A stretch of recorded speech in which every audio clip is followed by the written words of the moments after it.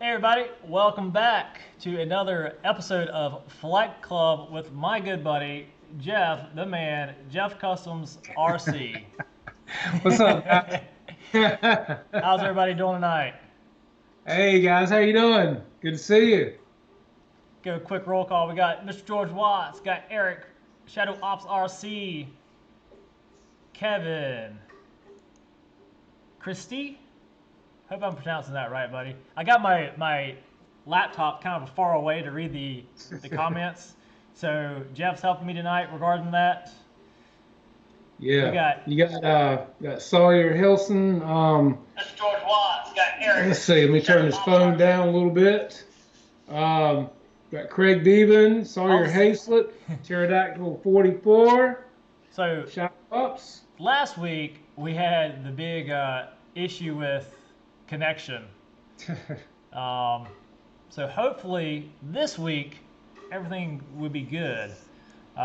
Randy, we got Brendan, Jermaine. What's going on, guys? We got Mr. Captain Photon. Where do I buy the wings? Photon's in here. What's up, Captain Ranger? Salute, man. How you doing, my friend? I haven't talked to you in a minute, it seems like. How's everybody doing tonight? What's new with you guys? Yeah, I saw the carbon fiber toilet seat banter back and forth. I want to know what that's about. I mean, what's up with the carbon fiber toilet seat, man? I'm curious now. Please come in. Hey, What's Robert. that? Josh Weaver, what's up, buddy? How you doing, What man? is up, Mr. Weaver? Always My a pleasure man. to have you Hey, here. I did get your, Josh, I did get your picture. I thought I responded, but I didn't hit the damn send button. I typed it out, but I didn't hit the send button, so I'm letting you know now. But thank you for that. I'll get those out first thing in the morning, and you'll have them Friday. Don't worry about it. I'll take care of it.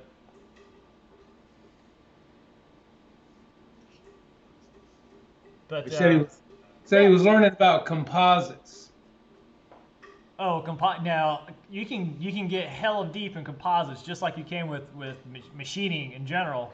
Like my mill behind me. Oh, sorry, my mill behind me here. Everything's backwards. It's like flying. Plane's coming at you. Oh, you're right. Nope, it's gonna turn left. But oh, Cody. What's up, Cody?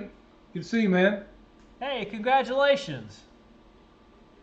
Well, Ryan spilled it. Yeah, man. Definitely got to get together. For sure. Got Northeast FPV in the house. How you doing, Simon, guys? what's going on, buddy? Good to see you.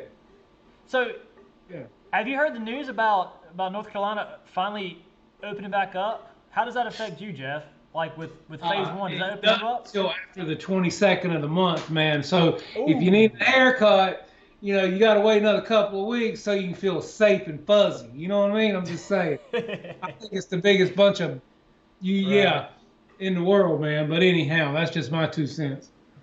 Right. No, I can fully understand that, and a lot of people there. I mean, we've had a lot of protest.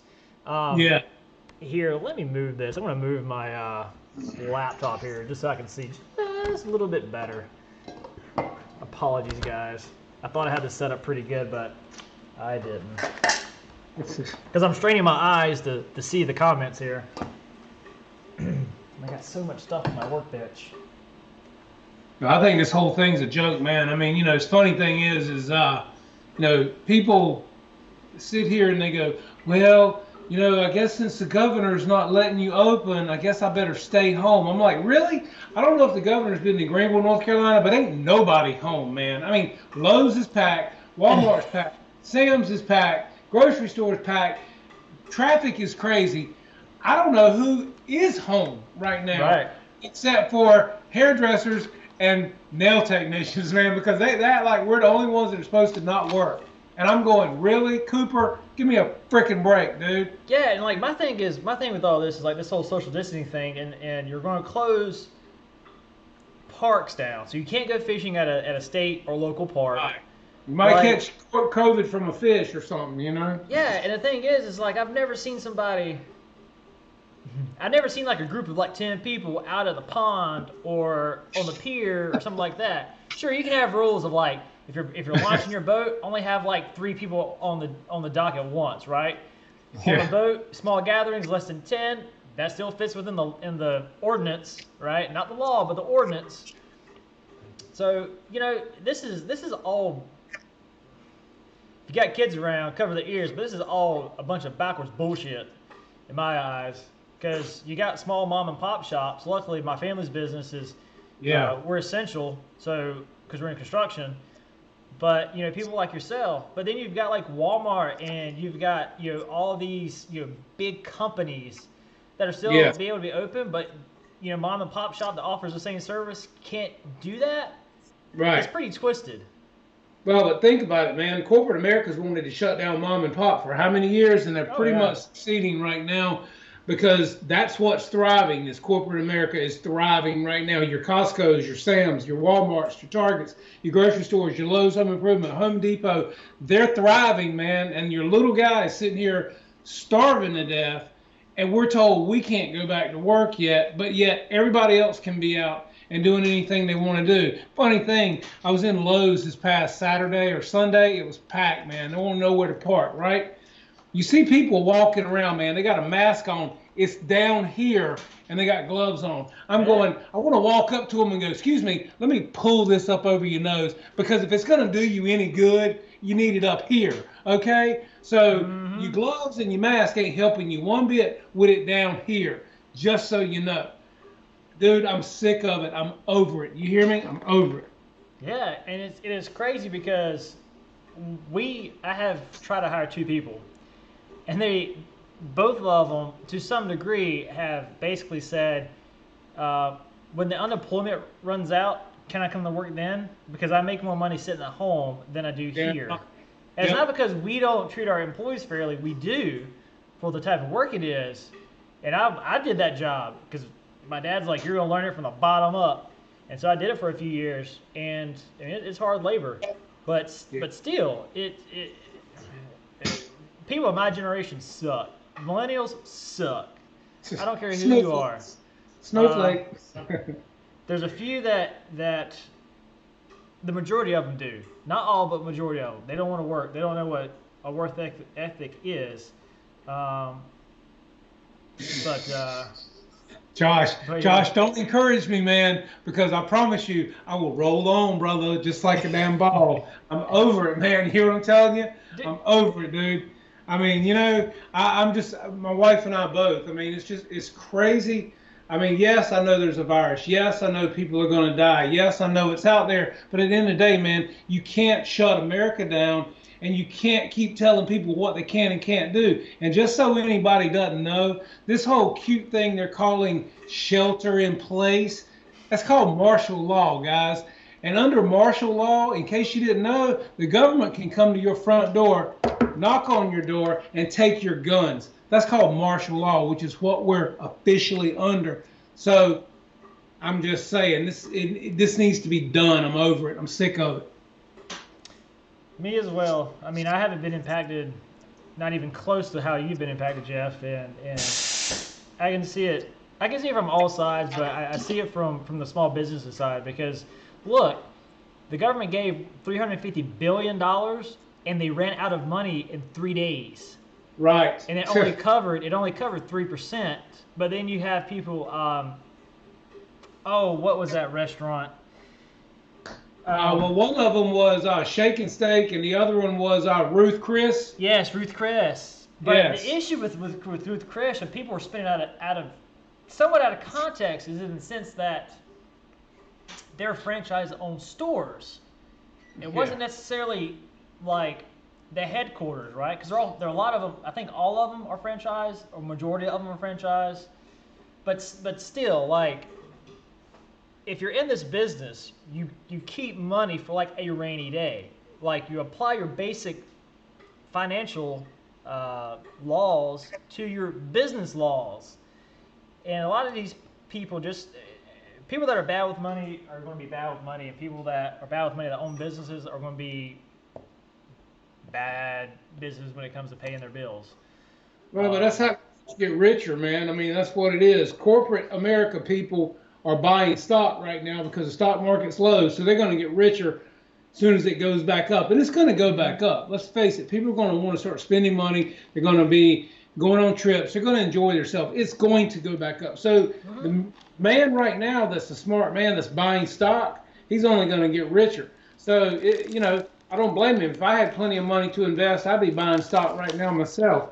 I bought 3 shares in Amazon, and that was a hard pill to swallow. I was like, I don't do the whole stock market thing. I really don't. But I was like, man, like, let's just try it, because something else is going to happen to crash the economy. But a buddy of mine, he's in Tennessee. He bought fuel for 19. Let's call it 26 a gallon. He filled up his car for like $3.75. He was like, "Is this real? Is this a fantasy?" And I called him. I was like, "Is this legit?" He goes, "Dude, this is legit." He goes, I'm thinking about going and buying me like a 500-gallon tank and like filling that thing to the brim." Yes. And I was like, "Go with your bad self." That's why I say, man, hey, now's the time to buy certain stuff, man. If you're going to get it, now's a great time to do it. But, we just need to get back to work, man, and get this country back thriving again, because you just can't keep going on like this. But, hey, on a brighter note, man, we got a great crowd tonight here. Oh, yeah, we got Colin. Thank you for joining me, man. I'm glad you're back at it and getting those videos out with you and Jackson. Great show with you guys. We got Eric with EQ, and then, of course, Mr. Josh Weaver. We were talking today about whiskey's in the house. About some machining. Yep. So what do you make tonight, man? What are you gonna make? Show us what you're working on, dude.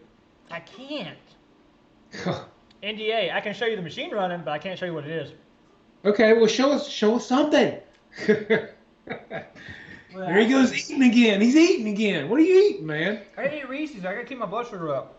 Oh. Oh well, at least it's not Skippy. So let's see here. Let's see if I move this. Oh, sorry, I got around the drill. Let's see. I'm trying to see which gives you guys a better, like, advantageous. We're giving away no secrets now. I ain't, man. I ain't. Still got top secret stuff going on here, man. Now, you know. All right. So let's put this. Got green light on. Green light. Green light means you're ready to rock and roll. List programs. Select program. That's what I want. He's making a peanut butter jar, guys. Yeah, I can make it. So let's turn our coolant on, make sure our coolant's right. More, just a little bit more.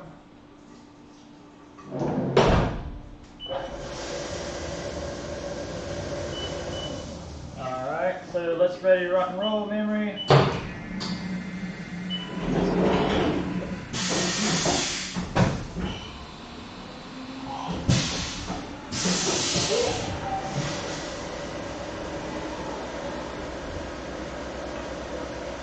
So now what's going to be doing is just drilling a bunch of, well, hell, drilling a bunch of holes.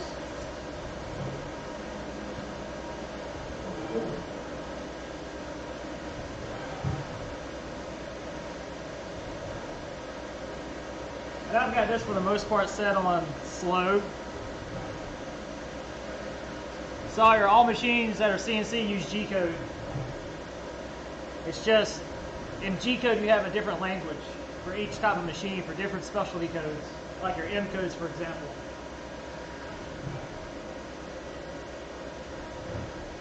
So I got this turned down pretty slow, just because you're doing a lot of point-to-point movements, like up, down, left, right. It's no angles, because I'm just drilling holes.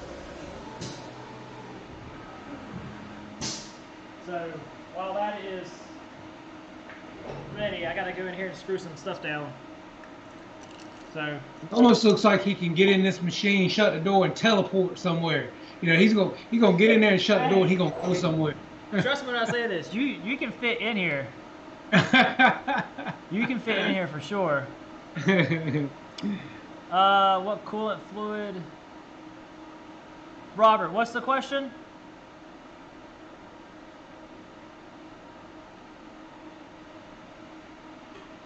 So chime in, Josh Weaver, and walk this man through it while he's working on this machine here. Um, Josh was saying that M code controls machine functions, guys. Josh is awesome at what he does too. He and Dustin together, man, can make some cool stuff as well. Josh is doing 3D printing with metal, which is pretty awesome.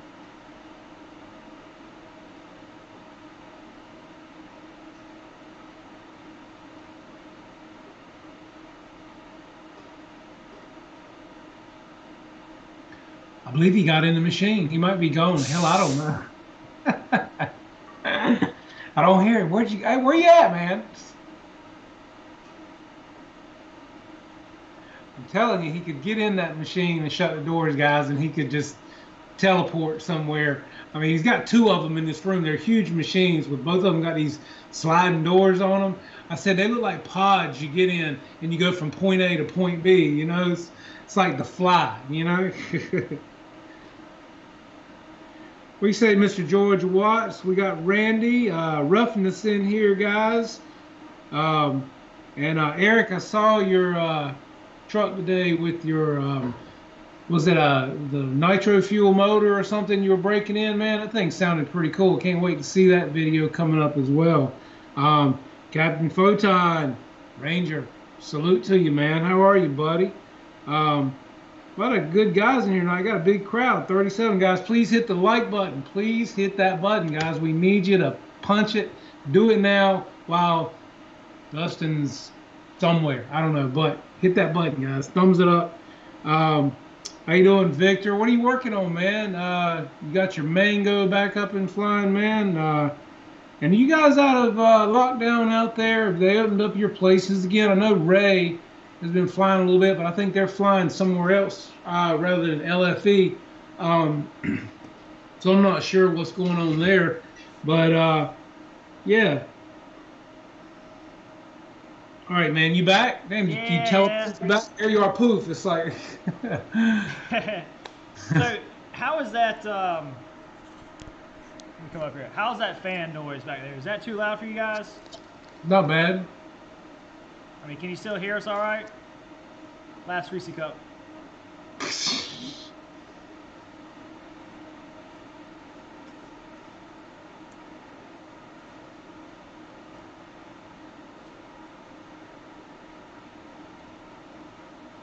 What, cool? Quality Chem 251C.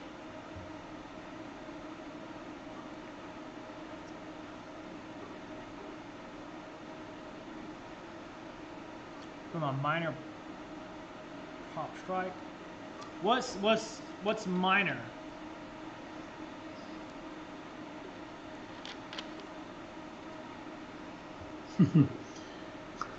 Mike Keller saying that he got 2 new planes. Josh is telling him to brag about them. Hey, go ahead, Mike. I mean, the Citation, the Pitts. I love it, man. I know Dustin wants that Pitts pretty bad, don't you, Dustin? A little Citation looks pretty fun too, Mike. I wouldn't mind checking that out myself. Actually, coming up soon on the channel, buddy of mine got the what is it, E-flite 64mm A10. I'm going to be unboxing it, putting it together for him, doing a build on it.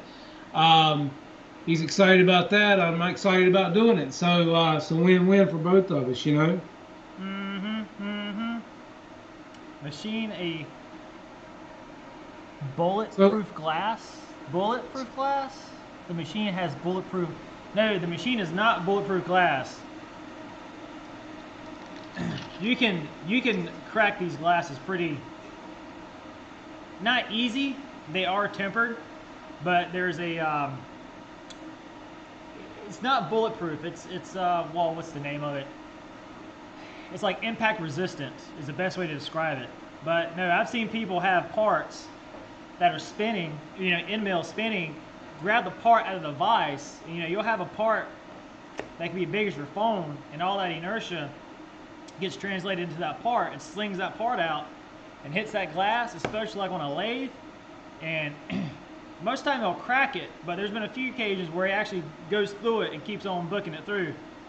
There's a video, and I'll show it later, where they had a fly cutter, and what a fly cutter is pretty much like a face mill. So this weighs about 10, 12 pounds. Not 10, 12 pounds. Wow, that's weighs about 6, 7 pounds. I mean, it's got some good weight to it, but when it's spinning at like 5,000 RPMs, this is 3 inches. The actual OD of this is 3.5. That's a lot of inertia in this tool, and yeah, it can hurt you.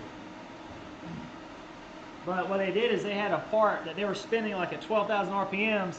It went out of the back of the machine, went through one wall, hit a chair, hit a concrete like cinder block wall, bounced off of it, and then went through another wall. It was pretty radical in that. But no, this is not 5-axis. This is 3-axis, X, Y, and Z. I do got a 4th axis, which would be your A axis.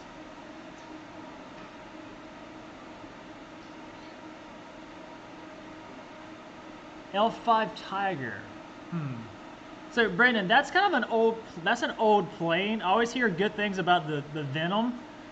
I do hear that since it's got such low profile that you can lose the orientation of it. I don't know how hard, or how easy it is to lose that orientation. But I've got like 3 friends, especially like my mentor, Dan, that absolutely just loves it.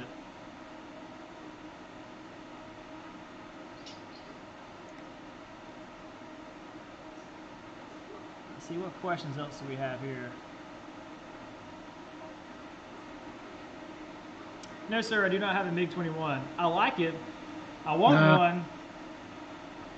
Because A couple of guys at our field have got them. They're pretty nice planes, and from what I understand, pretty easy to fly from what I can see. Right. Because they got that Delta wing shape. Because that's the same one that Pilot Ryan did like the bunny rabbit, or the rabbit with the carrots. Yeah. As well. So I'm like proving this to make sure that I don't. So I'm having to prove this program, so I run things slow. Okay, get in. For this, see, the machine is running like really slow versus that drop, that's at 100%. But for this, I really don't have to use a lot of coolant at all. That drill is sharp enough. And it's just high-speed steel is all it is.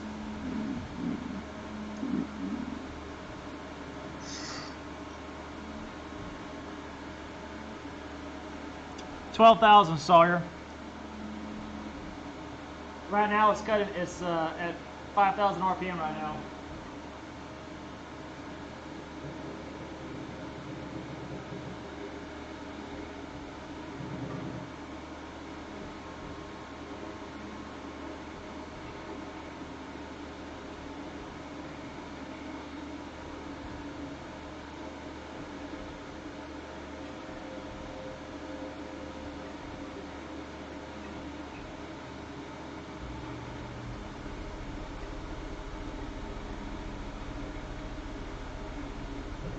So this cycle is all drill work.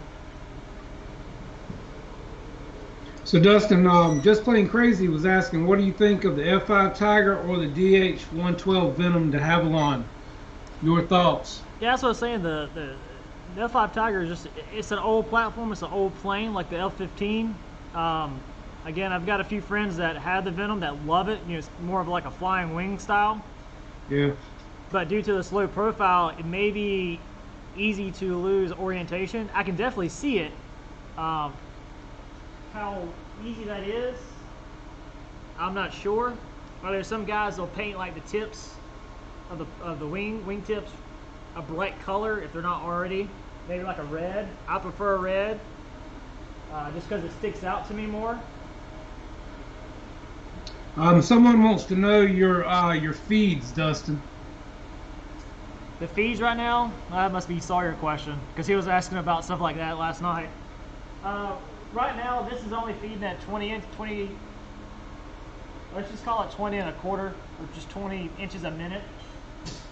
Again, that's because this is a high-speed drill and not a carbide drill. If it was carbide, I'd be running as fast as I can.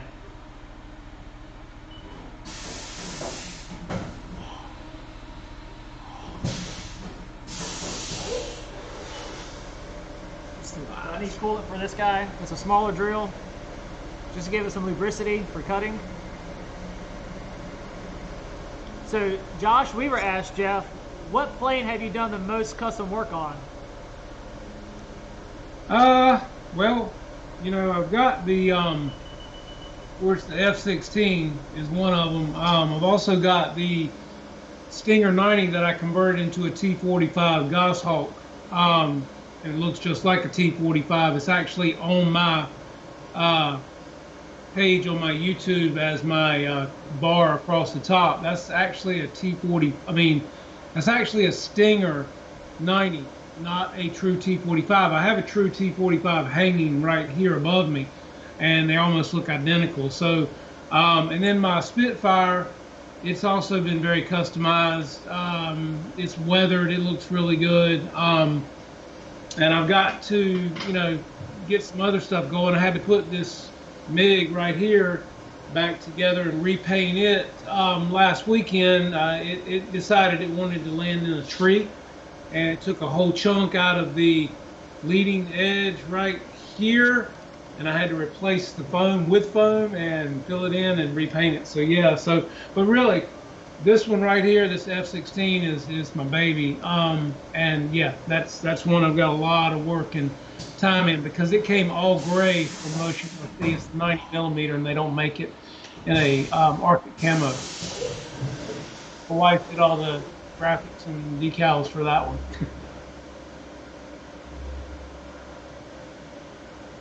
What's up, Wreckham Roy? How you doing, buddy? Good to see you in here tonight, man. Channel 6 Flaps. How you doing? Where's Ethan at tonight? You guys will have a show on tomorrow night before GB Linden. Been watching you guys. You're doing a great job, man. Enjoying your stuff.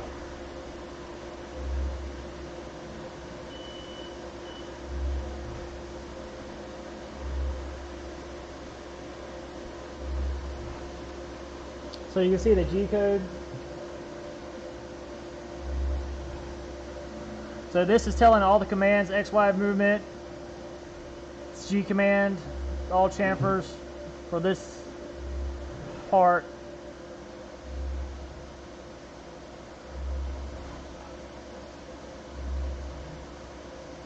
No, sorry, you do not.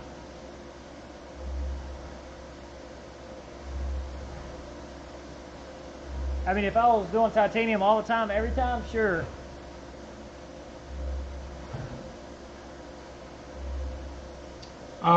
Shadow Ops wanted to know if you have to use special coolant, Dustin, and for titanium and stuff like that. Not typically for titanium, unless you're doing titanium all the time, sure. But just for everyday like job shop work, I mean, what I'm using now is fine. It's more than enough. We say Kenny, Mr. Hanger 51. How you doing tonight, buddy? Good to see you. We're about to do a tool change here after 2 more holes. 1, 2, or third one, sorry, I can't count. Here we go. Send it back down.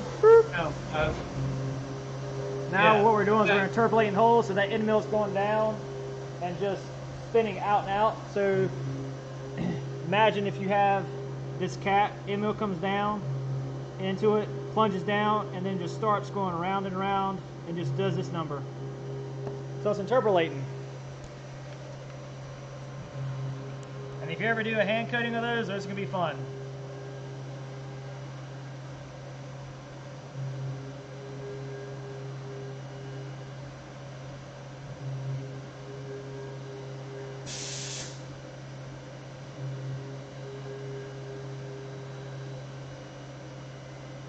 You guys notice how quickly that thing spun around and changed the tool and then went right back to what it was doing?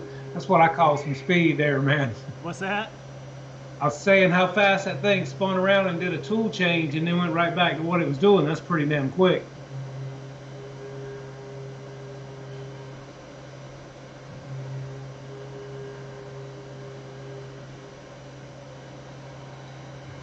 George Watch said that's faster than he can change his drill bits. Yeah, you think?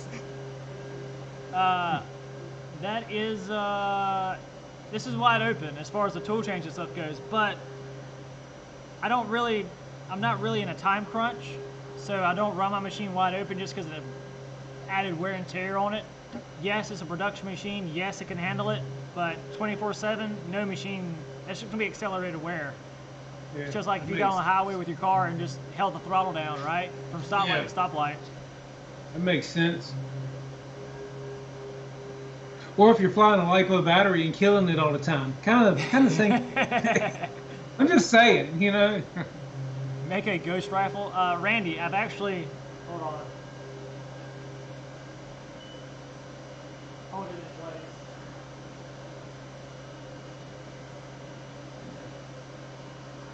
So I got it on feed hold, so the machine will not move unless I tell it to.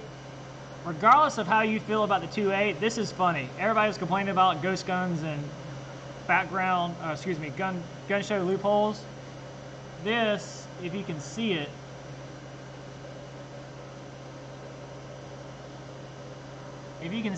that's Casper the Friendly Ghost. So this is my ghost gun.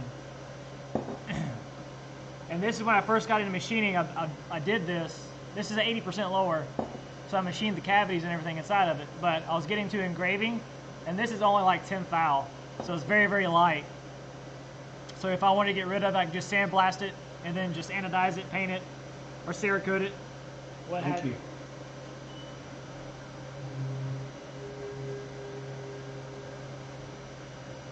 Thanks, Channel 6. I appreciate it, buddy. That was one of my favorites I did too, man. That was a fun project there. I've got to get the AL37 going. That's going to be a great project. And got to get the SU up and put together and flying. It won't take long to put it together, but I'm ready to fly it.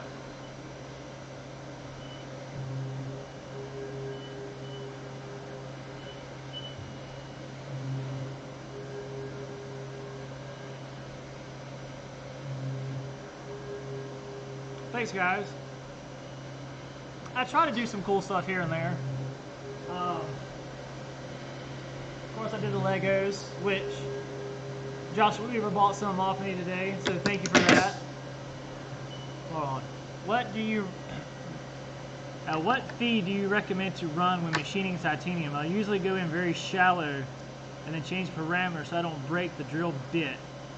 So, whatever drill bit you're using, Sawyer, the manufacturer should have some type of feed and speeds, probably dealing with SFM, which is surface feet per minute, and then your rev, so chip per rev, so your chip per tooth, or per rev, excuse me. Those are going to be what you need to go by. Always start on the lower end and work your way up, because if you're not making a chip, you're either spinning the RPM too fast or you're feeding it too hard, so you're feeding it down too hard, and at that point you're going to burn the bit up. On the flip side, if you're spinning it too hard RPM wise and you're not cutting the chip, you're just burnishing the cutting edge, so then at that point all you're doing is making it blunt, because it doesn't have time to get there and grab and make a chip, so it's just sitting there and just rubbing on itself, which is bad. Hey, George Watts wanted to know how much your Legos are, Dustin. It really depends on how many you want. It's one of those things where it's as sorry, I can only do one thing at a time right now. There's really not a market for it, so I have a hard time really pricing them. I've been selling them for about $6 a piece right now. Just because there's not a market for them. There's a guy that makes one that is about as big as your phone, and it's really what I want to do next. It's like a big old hunk, and he sells it for $30. But you can't you know, you're looking at $90 for 3 of them. But you know, I always loved Legos. So that was kind of like um, my second project.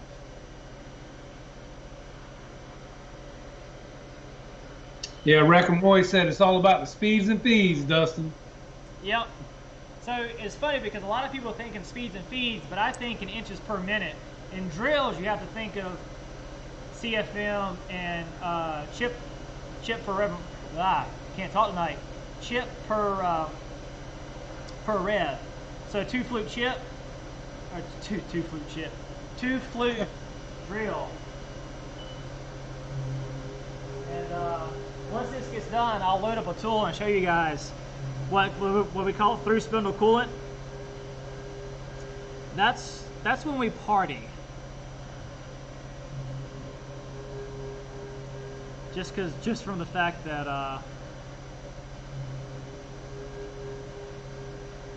yeah, a lot of times, George, with acrylics, things like that, you really got to slow that feed rate down too, because it'll stick or gum up on the end of your bit. We had to deal with that when drilling acrylic like this. My wife had to get the machine dialed in right so that your chips are coming out like they should and not sticking to your bit and melting the acrylic or plastic, things like that. Yeah, George, watch. You wanna go slow. You want, especially when you have a bigger. Let me just do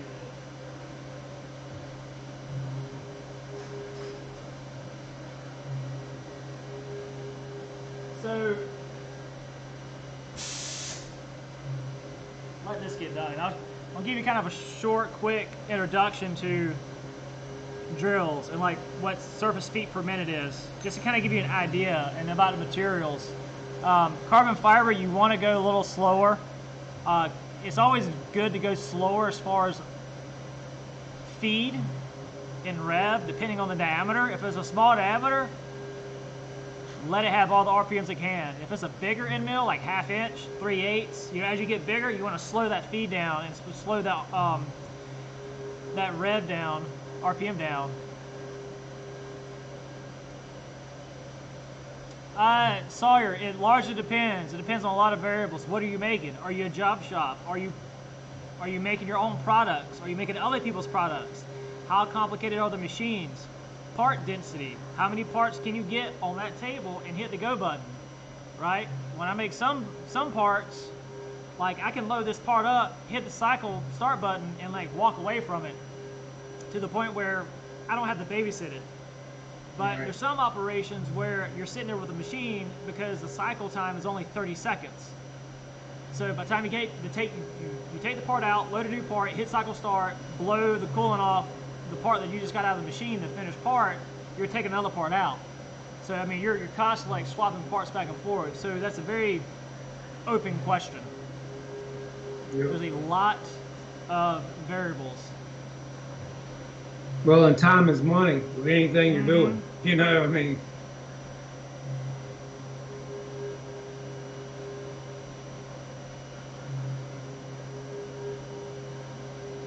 So your RPM is fast, and you go slow on the depth. So you feed it slow.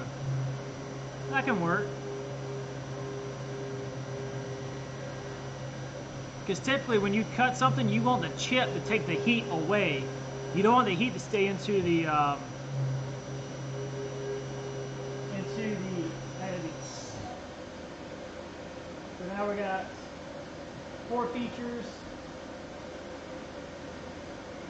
that are getting up to size. A lot of times too, George, with certain materials, if you've got either you know, cool air blowing the chips away, or you've got some type of air and fluid mixture keeping that drill bit cool, that'll help as well, depending on, you know, what you are cutting, whether it be carbon fiber, acrylic, metals, aluminum, things like that. All that does factor in. A lot of times just cool air, you know, blowing chips out of the way helps them. So, drill change, so I can do this real quick. Let me bring up my video here so I can see my ugly self. So we have got, this is a 10.2 millimeter drill, and then this is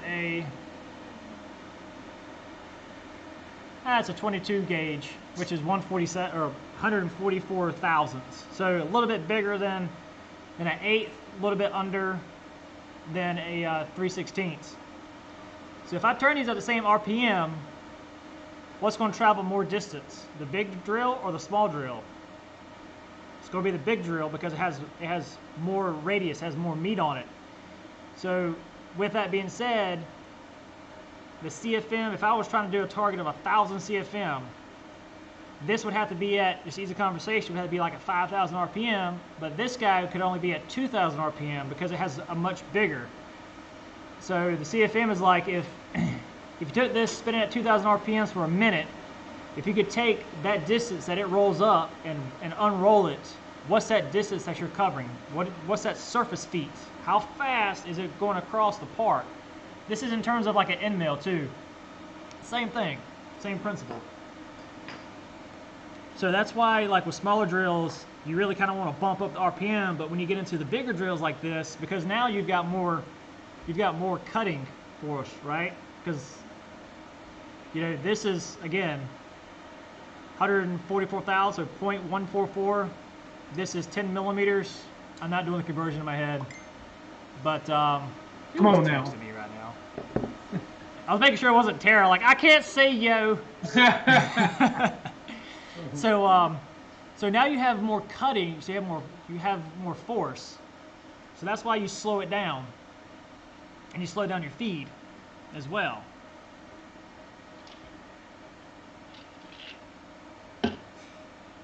Yeah, George, great idea. When you do drill for carbon fiber, and that's for anybody, put a shop vac near you and try to get the dust to get sucked up, because breathing carbon fiber, even carbon fiber in your lungs is like fiberglass. It's not good at all. Right on. It is not good at all. Wear a mask as well. Mm-hmm. Hey, Fred. What's up, Fred? Stop working on those knockers yet. In due time, my friend, in due time. Mm-hmm.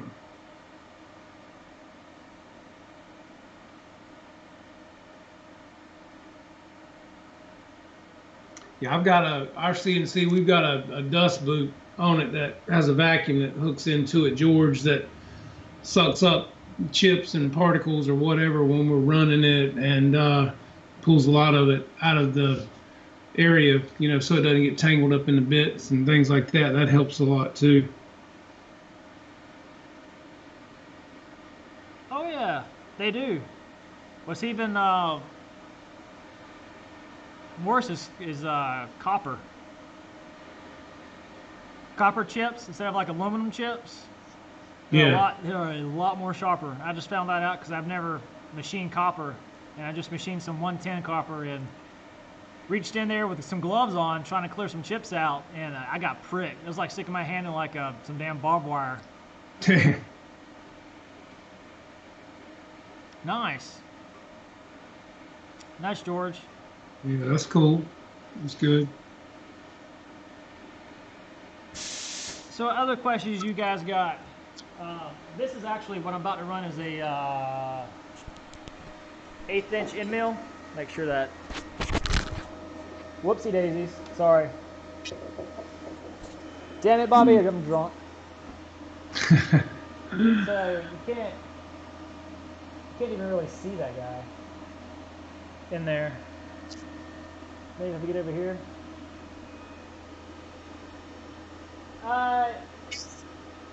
It didn't slice my hand up. It just poked it. Like if I was to stick myself to do a to check my sugars, it poked me like that. So let's turn my coolant back on.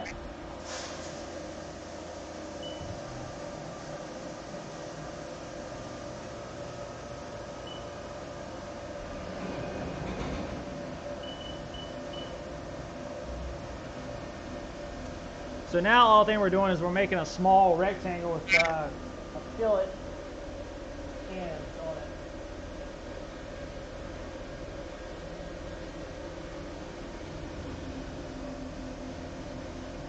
Hey, if you can't tell what my favorite plane is,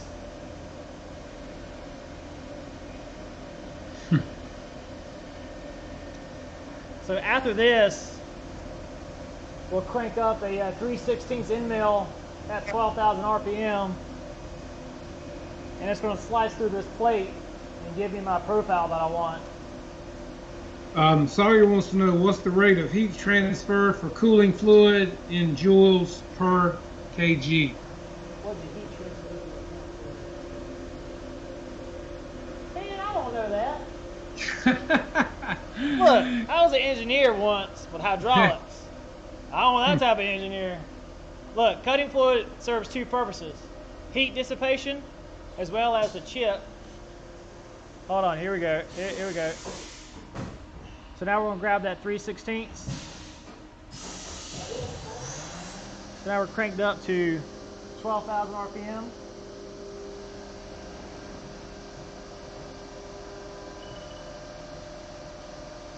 And we're moving along at a blistering pace of 54 inches a minute.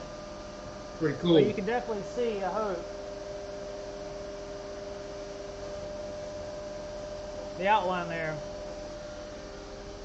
But coolant fluid has two purposes, like I was saying. You've got heat dissipation through chip evacuation. You know, the end mill cutter, whatever comes in, cuts it. You want the heat to go into the chip, primarily like with steel. If you can, you always want it to go into the chip, not the part. Thermal expansion, thermal contraction of the part, especially with coolant. Purpose of the coolant, lubricity, clearing chips out, because like right now I'm slotting. I'm taking that end mill and slotting through this material, which is 90 thou, so 0.090, 90 thousandths thick, and it's cutting it like butter. It's aluminum, but all your coolant to some degree is for lubricity, heat transfer, to keep the cutter tool cool, and to flush chips away, because recutting chips is the #1 killer as far as end mill goes, to make it dull. It's just bad juju. What's up, Mr. RC Air Marshal, Dave Marshall? What's up, buddy? How you doing, man? So, and the reason I'm showing this stuff tonight is because I'm actually behind, and I was telling Jeff, like, man, I really got to do some stuff tonight. So, because I'm behind on my work. Yeah, so he's working, doing the show, you know, just hanging out. Hey, you know. y'all can email my wife and be like, hey, Dustin can do two things at once. Because she'll be surprised.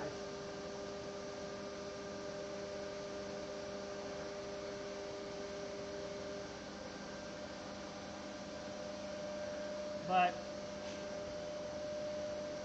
hey, Dave.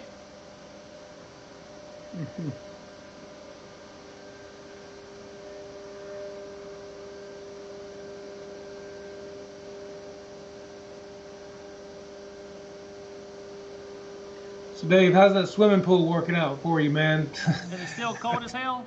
Look, man, every time our temperatures get nice where the water starts warming up, Right. damn temperatures drop again. It's supposed to be 39 here this weekend, man. I'm like, Oh, is it? yeah, I'm like, really? Damn. It's killing me, man. Here it is. It's May. I mean, you know. Dang. Yeah, Dave, that was a good show last night. I saw that you did the like the follow-up to it with the wheel chucks. I haven't checked it out yet because I was getting ready for the night, so I have that on my to-do list. Whew. Thought I dropped my mics for a second. I don't want to drop these. It was my flashlight that fell over. Sure. So do you guys have any questions as far as I kind of want to I want to show you guys this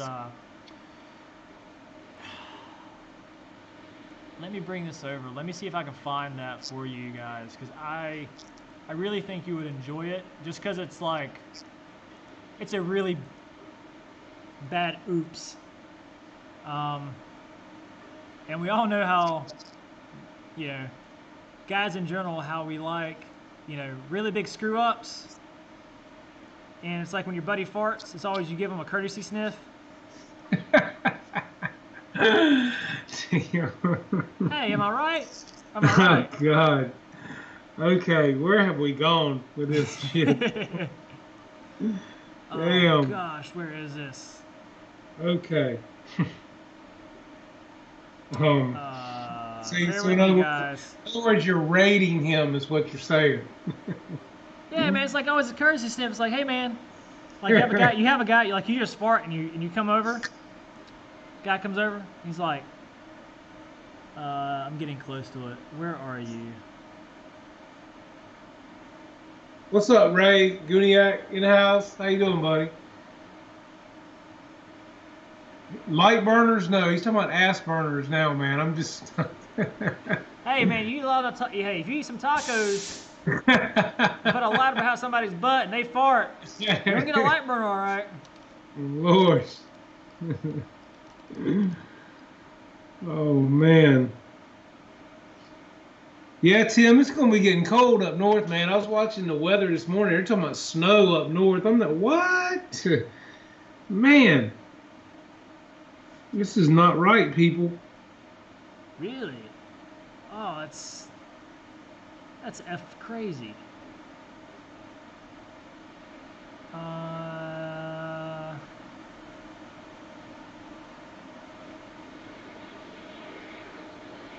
Yeah, I saw where LJ Hobby Life, he had the L39 crash because he had to keep the plane up high because a trucker was like parking or something or another to that nature, and he didn't have time to land, or he didn't have nowhere to land. Excuse me. Man, yes, it is Cinco de Mayo, Ray. Happy Cinco de Mayo, guys. You should have margaritas tonight, man. I don't know what happened.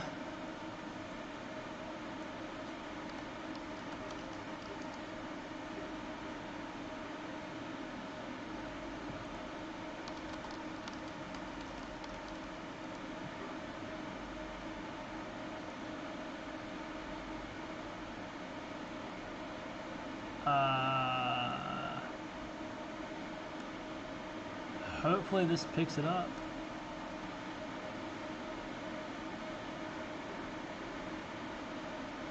Oh, come on. It's one of those websites where it's going to like load the damn video last.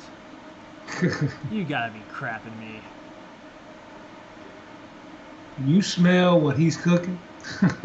For sure. Well, better yet, guess what he had for lunch? I don't know. I'm just saying.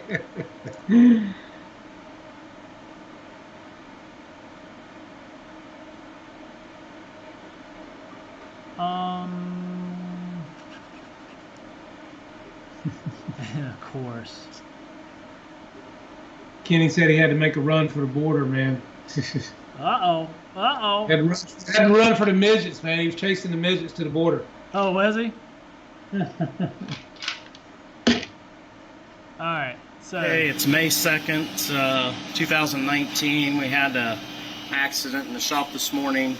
Notice the hole in the back of the machine right here. The spindle ran up to max RPM with a fly cutter in the spindle, and the fly cutter came apart. The counterweight on the end of the fly cutter looks like it broke the bolts. Was probably the first thing that happened, and then that caused an imbalance in the part or in the holder at 12,000 RPM, and broke the pull set off. When that happened, the tool came out of the spindle, dropped down onto my table, that's tool and steel. hit a Kurt vise. Thank God the operator's not injured, and everything went out the back. But it blew the Kurt vise clear off of the table, broke my tool setter. So that tool setter right there is about $4,000. That Kurt vise that they was talking about weighs about 85 to 95 pounds. Talking about how it blew it off the table. Broke the jaws to the Kurt vise. Threw the Kurt vise to the back of the machine and into the ball screw, weight covers. Pretty sure this is the counterweight that came out the back. and it went clear through the wall over to where another guy typically works on the other side. Luckily, he was not over there. But that goes through that wall over to this side, through that wall. Oh, it gets better. Hit this chair. What's up, Across Plumber the man? How you shop. doing tonight, buddy? So this is Max standing at this RPM on that chair. machine is either When I 12,000 or cross that 15,000 RPM. We were working over here on the other side of the forklift, where the guys are right now. Look right here. They put a hole in the wall across the shop after it already went through 2 walls. Hit the concrete wall Bounced off the concrete wall, and went through that wall. kept on booking it. It's a prime example of being extremely careful, guys. You gotta worry about that with a Not 3D printer 100% now, sure do you? what happened yet. We've had a little bit of problems with this machine doing erratic things. And pretty confident that the program was right. Haven't looked into all that yet, but it went clear to the top. I mean, look at that distance that it covered. I mean, that is incredible. Bounced off the concrete wall after already been through 2 walls, and then goes through another wall. So that's what I'm saying That's about some like a power, fly man. cutter. Yeah, that's some power, bud. What a fly cutter is typically is something like this. This is a 1 flute fly cutter, and this one's balanced. I can adjust the length if I needed to, but I want to have the rigidity so I can make it as small as I can. This is for my first mill that allowed me to go and buy this mill. So while it's not as rigid as this mill behind me, the Haas, it still has its place. So what was happening is they were spinning this around.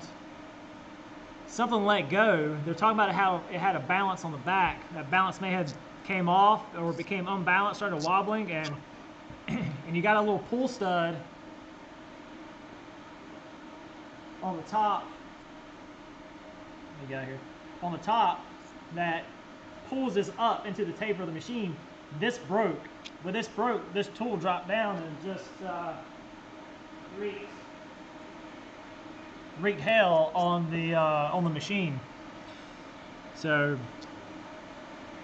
that's kind of well, that is. That's one of the reasons why machining is expensive as it is because this is very expensive as far as equipment goes.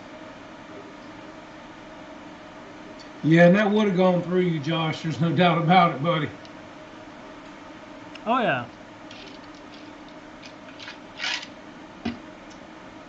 Air Marshall's burps. That's funny. I had my had my headset on like I typically do when I'm working at home, and I was listening to it because I was doing some work, and then all of a sudden that like right in my ear. I'm like, what the hell?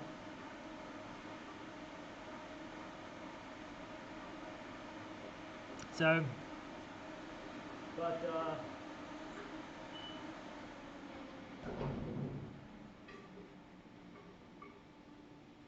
that is it.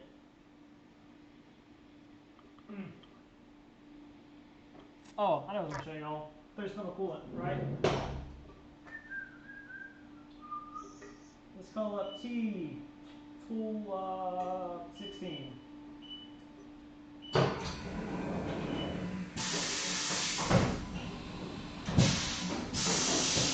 So through spindle coolant, this is great if you're using taps or drills. What it does is you'll see it. Let's move this back here. Jackson, how you doing, buddy? Because this is going to get kind of messy. So Get it myself.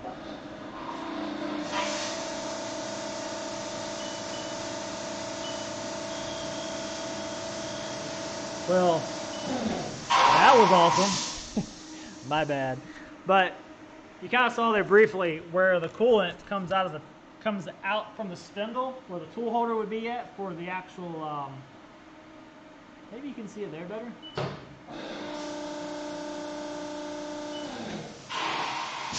There you go. So what allows it to happen is you can have tools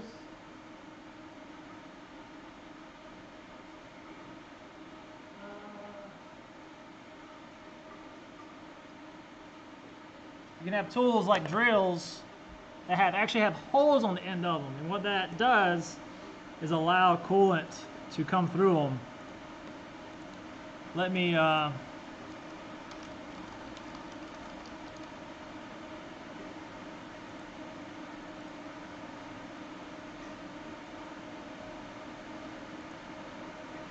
of give you an idea, because when this happens, you can feed that drill, especially if it's carbide, a lot faster. So when you have a lot of holes to drill, time is of the essence.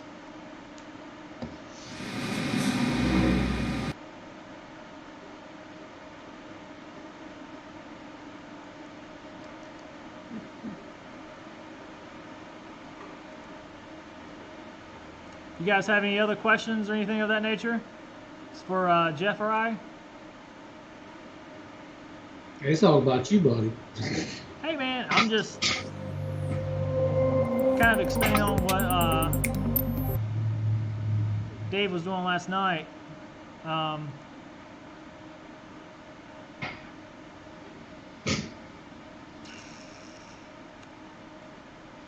had these videos up and then my damn computer restarted.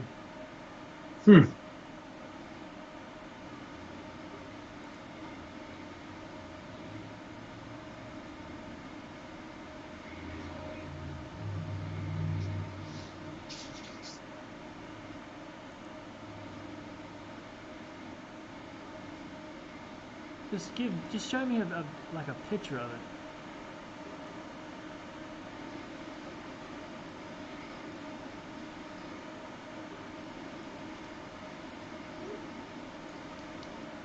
Would I upgrade my machine? What do you mean? Upgrade how?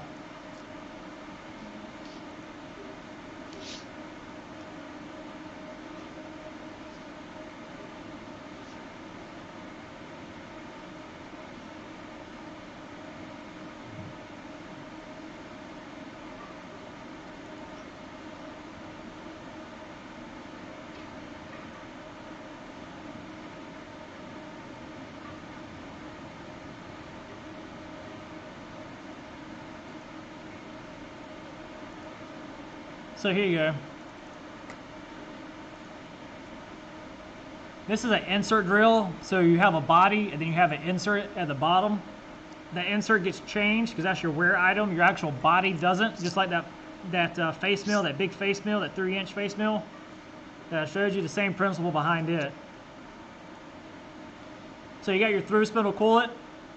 This forces the chips up and out. You can see here. You can see here the small holes. These holes are actually made with fishing line as the carbide is extruded.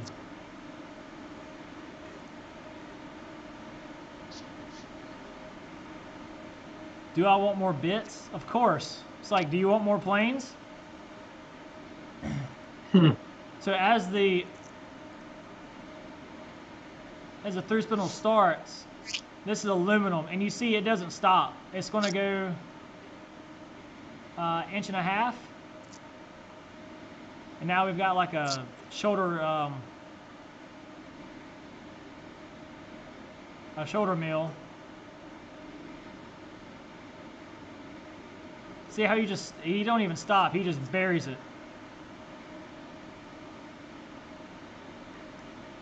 But this is a 5-axis machine right here.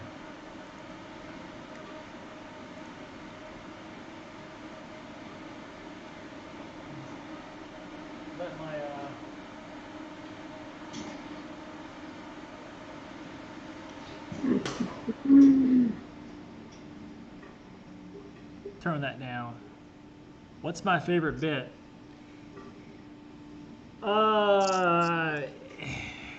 It's hard to say. You don't have a favorite bit. You have a favorite like brand of end mills, brands of tooling. I mean, it all depends what you're doing. I mean, it really is. So, like, are you drilling a lot of holes? Are you having do you have a lot tight tolerances, like a hole's got to be 1/2 inch, -0 plus 2 thou.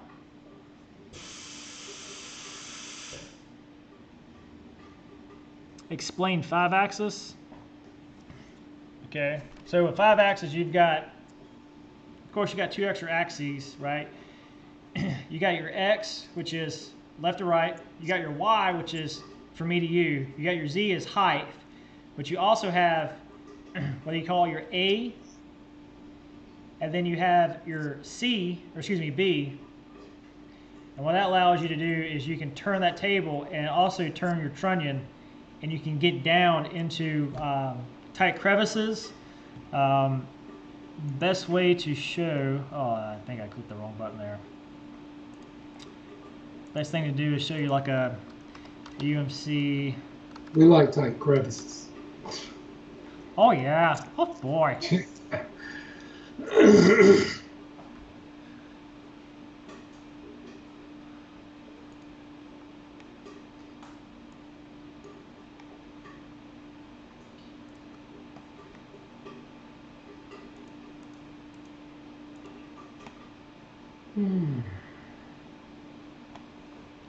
So typically with 5-axis, you lose, the biggest thing you lose could be part density, how many parts you can actually put on your table, because the tables are typically a lot smaller than, say, my table. My table is is 36 inches, so 3 feet long. This is a UMC 750 made by Haas. This is a 5-axis machine. So your head here, X, Y, I say Y, looks like I'm going up and down, but front to back, and then your Z. This table turns 360 degrees, and then this big trunnion, what we call a trunnion right here, rotates this way, right? So that's your 2 secondary axes that gives you your 5-axis capability. What 5-axis is great for is when you're trying to do tight parts. Well,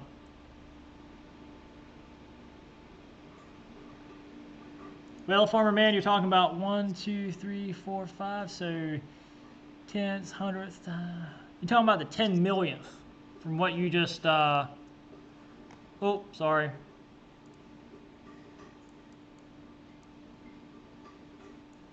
Well.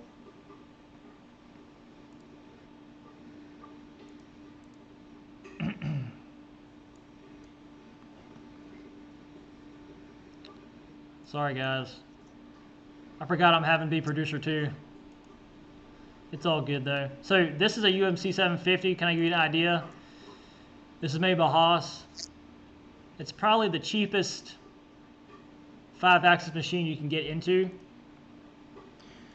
My table, like I was saying, is 36 inches wide. I believe 18 or 20 inches in depth. So pause it here. You got your head. This is your spindle right here. You got your X-axis this way. You got your Y-axis from the front of the machine to the back. And then you have this table that turns 360 degrees, and then your trunnion right here. So as you will see it here in a second, and you can do what they call a simultaneous 5-axis, which means all 5 axes are moving all at once. Right, Dave? They do have some what they call mill turns that actually have 11 axes. Akuma, Doosan have some. So right through this portion right here, it's roughing operation. You're just trying to remove most amount of material as you can. And now he's just doing a standard 3 axes operation. This is interpolation right here. To get into the material.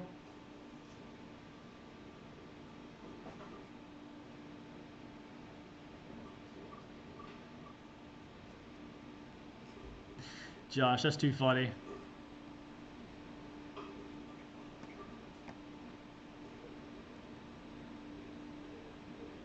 What's that, Sawyer?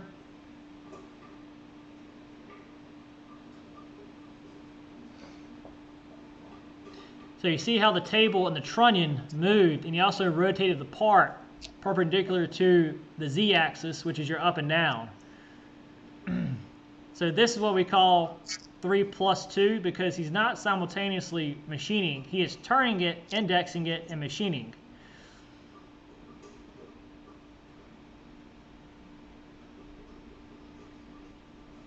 So basically, the table's moving the part around for him. Mm-hmm. And then the spindle's dropping down and doing its job. And what's cool about these is when you get done, and like say you have a, you've like machined a bowl, or since he's got a real big OD, right? See, he's got this big end mill going in there, and you see how he's got the chips. He's using flood coolant too, or through spindle. Put a nice chamfer on it. You can take that table and turn it upside down almost, and dump out your chips and your coolant. So now he is drilling, he's tapping.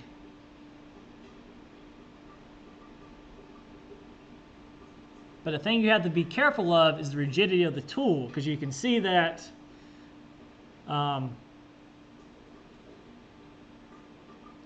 that stick out, how far that tool is away from that spindle. So now he's putting it into soft jaws to hold the part. Now he's going for op 2. He's going to deck that hat. That's what we call a hat, because that's what the material we use to hold on to the material with the vise. The trunnion. So the trunnion is what the table is connected to.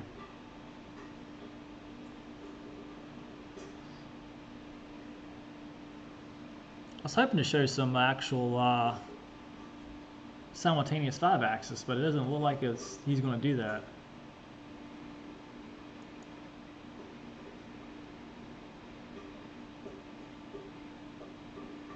Nope. I got one. I got a good one for you guys. But that's the typical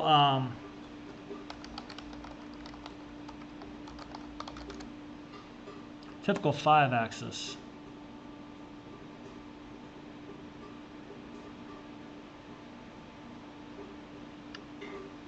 And there's many different ways.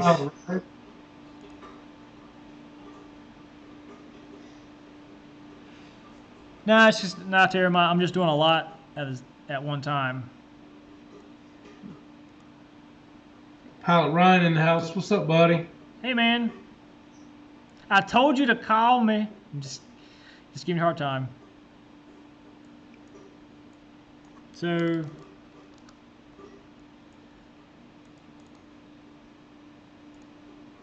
this is what we call simultaneous 5-axis. You notice how all 5 axes are moving. You can't really see the trunnion, which is this portion right here.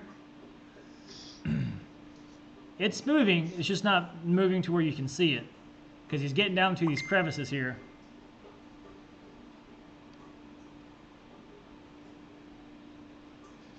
Be right back.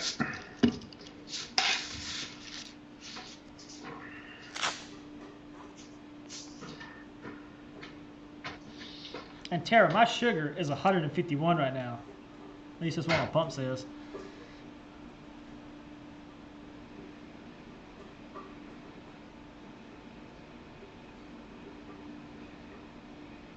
Yeah, before the show, Ryan, I checked out your T33 video. That's a bad mamma jamma, man.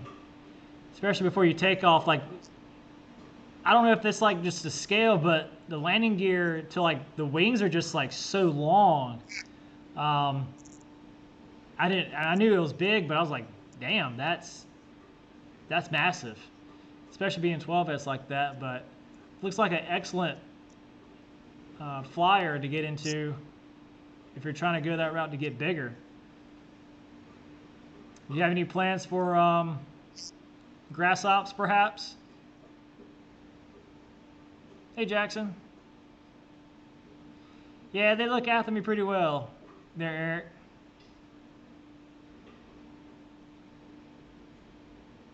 Eric.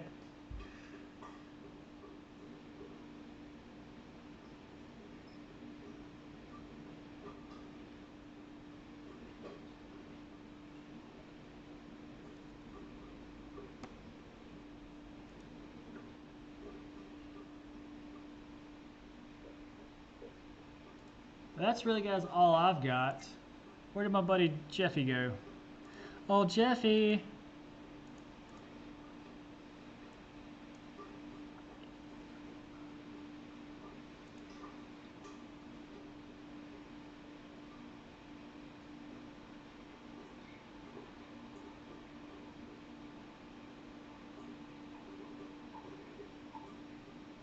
Sexy stuff coming in the blue skies next.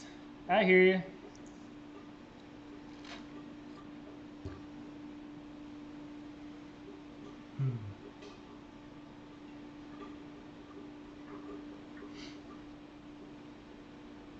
So Ryan, are you going to do any type of grass ops, or is that a plan that you wouldn't consider it?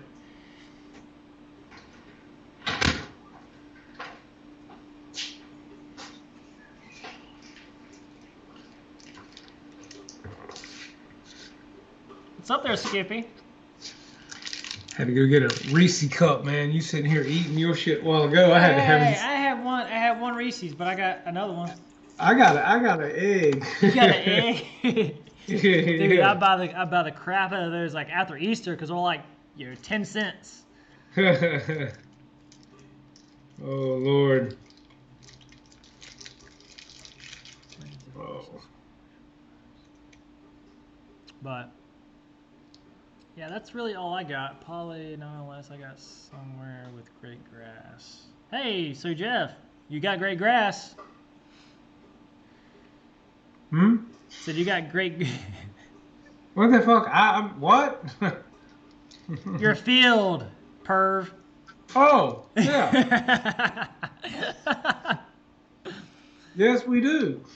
Oh man, too funny. Yeah, so have you asked Ryan anything about this T-33, man? Mm-hmm. Yeah, so I was asking him about grass ops, and he said that he really wouldn't fly it unless. Sorry, Dave Whiskey just text messaged me on Facebook. That's what my ding was. He wouldn't fly it off grass unless he knew the grass was great. And I was saying your grass is great. Yeah, we have great grass. You got great grass. No, seriously, man, it is like a fairway in a golf course. It is as smooth. It was so beautiful this past weekend. I got a couple of videos I'm getting ready to put out from this weekend, actually. And Mr. Frank actually cut it on Friday, and it was absolutely beautiful Saturday and Sunday. It's smooth. It's no bumps. It is perfectly smooth. Centipede is very tight grass, and he cuts it really short and tight. And there's a big roller on the back of the lawnmower that it's a tractor actually, and it flattens it as it cuts it. Yeah. I think it would fly off our field. Now the F-16, I don't know. I think it should, especially with the new EDF system it has in it. But I think that T-33, man, I think it would roll out. Brian, that's at our field that you met, Dustin, he's got the new T-33 in the 80 millimeter coming. He's got it actually, and he's got the new L-39 like you have as well, ready to fly too. He had some problems with his Taranis radio, man, and Taranis has actually sent him a new radio. There are some issues, if any of you guys have Taranis radios, that he's found out in doing some research. So you guys may want to look into it, because he thinks it's caused him to crash about 3 planes where it comes to losing signal with that radio. So you might want to look into it, talk to Taranis, find out what's going on, because he did just buy a new radio because of what's been happening. So yeah. But yeah, Ryan, we do have a beautiful field, man. So I think the T-33, more so probably than the F-16, I think it would do great. I like the one that's kind of in the scheme of the F-86 Sabre. But you know, Ryan, I went to the website today, and I don't know. I mean, I know you know Andy personally, so you might could mention this to him. I went to the website today. It's not running well, man. I could not get either T33 to load. I could get the website to load. I could navigate somewhat. But when I would click on a plane, it was right after your video this morning. Now, I don't know if it was bombarded, but I could not get anything to pull up on either T33 in the plug and play EDF. It just like it sat there and sat there and sat there. So you might want to address that with Andy, man, because for me, it was very discouraging because I was, kind of interested in the plane, but nothing was happening with it. So I just kind of went away and walked off. So I don't know, just might want to pass that information along because I'm sure I'm not the only one it happened to. Right. So, portion of our show is to highlight some guys, and just want to kind of throw this on out there. This is Deuce's Mike with his Zero from FMS. What I really like about this is how well of a scale of a takeoff he has. Beautiful scale takeoff. He doesn't slam the throttle. Also, he's got a good bit of wind, as you can see, as it's wafting up and down. Love it talking to you.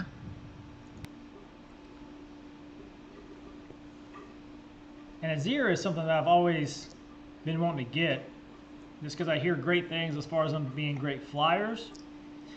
I mean, to be honest with you, just like anybody else, there's a lot of planes I want.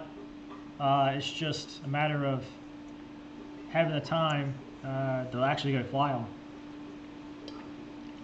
Yeah, Mike, I think that the T-33 especially would do great. And, I was talking to someone the other day about the Arctic Camo F-16, which, I love. The F-16 from HSD, the Arctic Camo, for me, I'd have to repaint it, man. I don't like it. Even Todd Brita was talking about that on his video the other day. It's almost like it's not a real crisp white. The grays are different. To each their own. For me, but true Arctic Camo is kind of these two schemes here that I really like. But yeah, I think the T-33 in the F-86 kind of saber looking with the yellow and silver, I think it would fly really well. I think it'd be great. And yeah, Ryan, you did a great job flying it, man, and it looked like awesome in the air. Mm-hmm.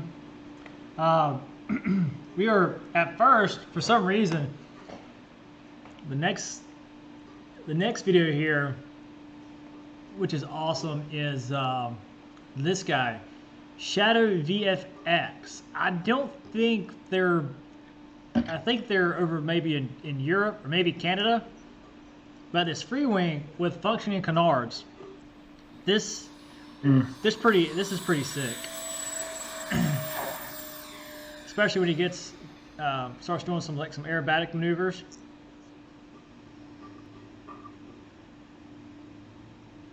Oh, that's sweet, man.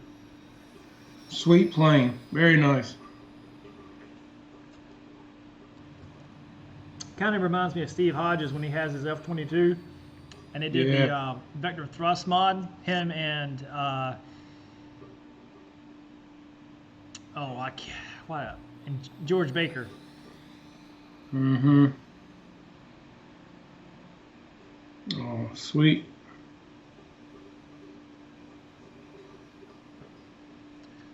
I want to say it's right around this mark.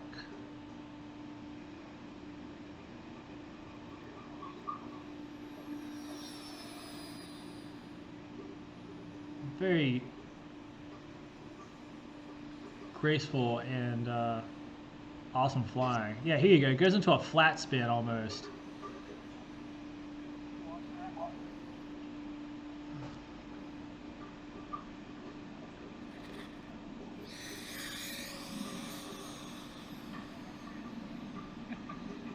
Oh yeah, that's sweet.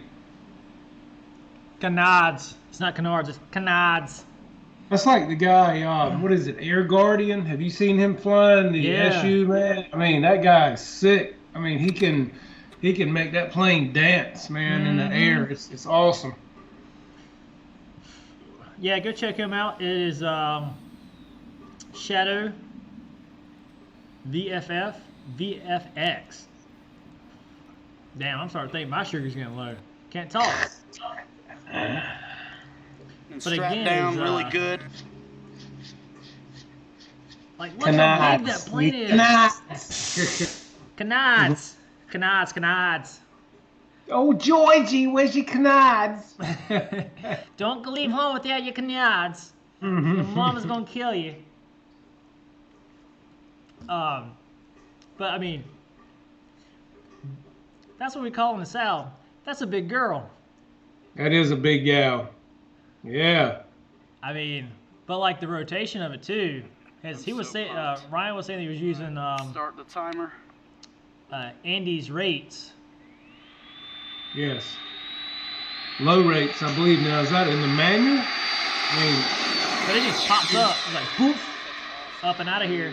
Holy smokes, that is sick. So the gear coming up. it did on the second flight. Second flight, he came off a little bit quicker, it looked like. Oh, did he? Yeah. First flight, it was a little bit longer rollout. Second flight, this might be the second flight, maybe. No, yeah. I mean, I don't know. I think that's not too bad. He said he can hardly wait to fly things again. I love it. Nice, Ryan. How did it? I mean, did it feel heavy in the air? I mean, it looked like it flew great. Look how slow it is. Very. Yeah. See how fast he came off. Back up that, man. See how fast he came off that time, man. It was like that. Oh, damn it. Oh. Oh, wait. Hey, let's watch this commercial and see how many of Ryan's videos are in here. Oh, that's Free Wing. 'Cause that's in China.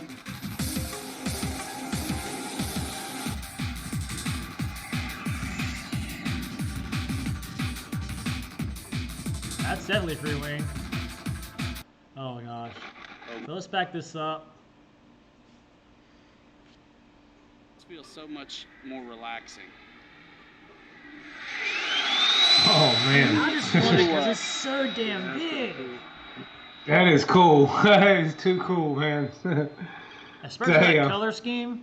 All I could think, man, is We're if I gonna do could, gear pass. if I could rig up some like Slow down. smoke generator out of the wingtip tanks, right? That'd be awesome. There's those gear. Oh, that is nice. Josh, you're too funny, man. No fat chicks will scrape.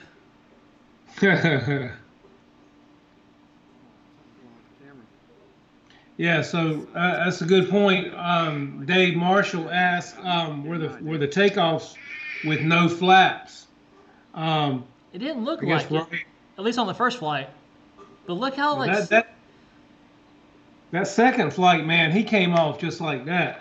Oh my god. yeah, and like But it this, looks like a very docile airplane to me, right. man. It seems like with any, I don't want to say with any, but with a lot of these planes that are, you know, straight wings, they have a seconds. very All right. well handling HSD for jets. landing, right?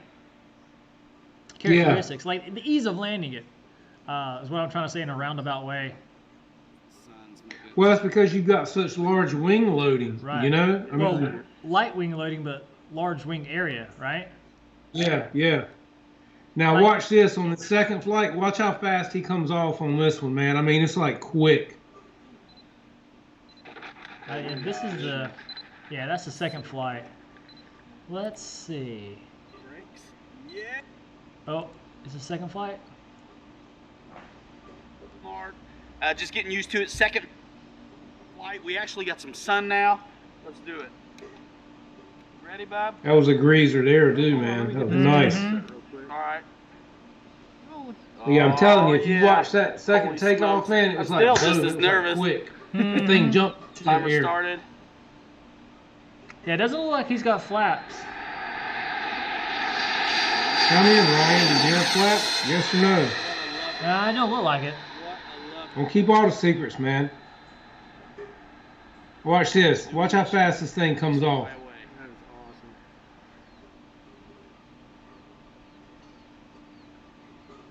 Slow down, let you get a good look. This thing is a floater. That was about, Guys, what, 3.5 no seconds? That was pretty gyro, quick, no man. Vortex. Yeah, see how well it is of a floater. And really, the only other video I got, other than I saw this really cool, and dare I say, it looks like a Cessna, like a modified, like futuristic Cessna. It was really cool. That's over the wings, over the Rockies. But for those that don't know, Tim Tuant, he lost his grandson some point, I believe it was last year. And so he did this tribute. Tribute to my grandson, Noah Gabriel Scott Smith. Yeah, Ryan said he used Passed no away flaps earlier on today. takeoff. He said he 2 years rarely old. uses flaps on takeoff, And this is commemorating unless the plane my needs grandson. it. And the doll you see before you is going to So be that's good to know, guys. placed in Remember my that. daughter's hands. Be mailing it off to her. So she'll have something to remember. Yeah, I watched this video the other day. I Right actually through me. commented on it. Tim did a great World of job on that. aviation. Yeah, he Very did. touching. And who would have been my co-pilot in model airplanes.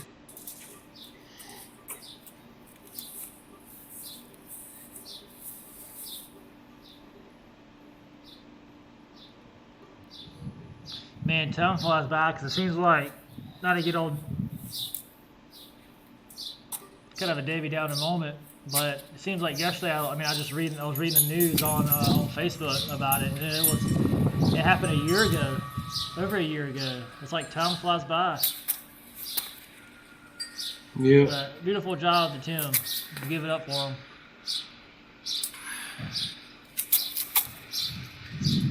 It's our little angel in that.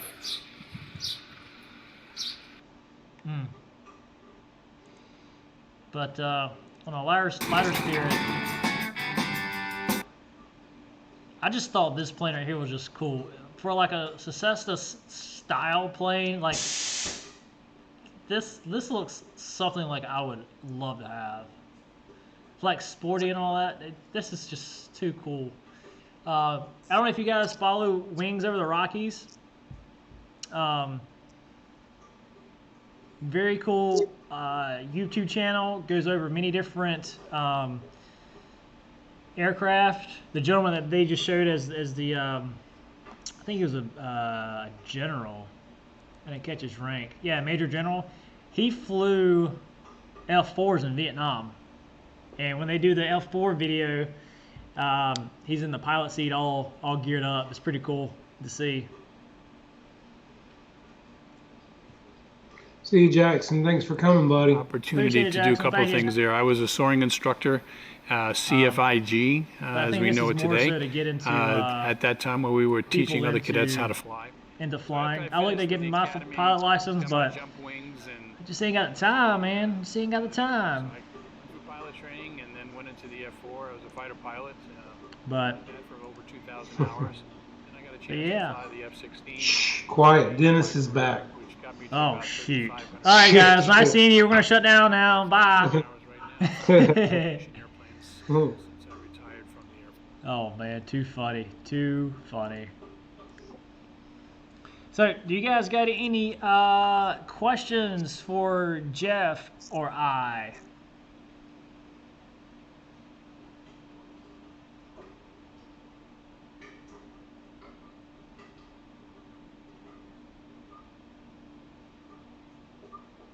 Yeah, I like that T-33, man. I gotta say, that was definitely nice.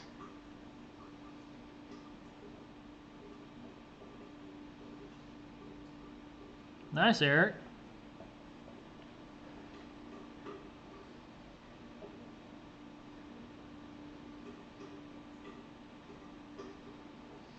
Yeah, T-33 looks like it could really slow down. And as Ryan said, it was. You can tell it's a floater. Wow. Why is Jeff named Jeff? That's because his daddy couldn't pick. He couldn't decide which, and his mama just wrote Jeff because that's what the doctor's name was. Name Jeff. What has broke on my machine? Nothing's broke, knock on wood. I've had a few like seals go, like silicone seals, really small seals, really innocent go. That's just from a lack of prep. It's bound to happen. It's a mass-produced machine, so you're always going to have some type of like little issues arise like this. And since I bought the machine, I'm very anal about my machine and keeping it clean, keeping the spindle clean, and what have you on that.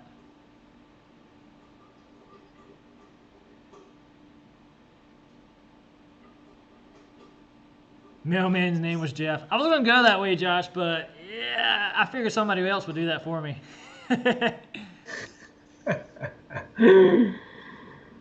Farmer man, if you didn't buy all them daggone turbines, you could already be in flight school.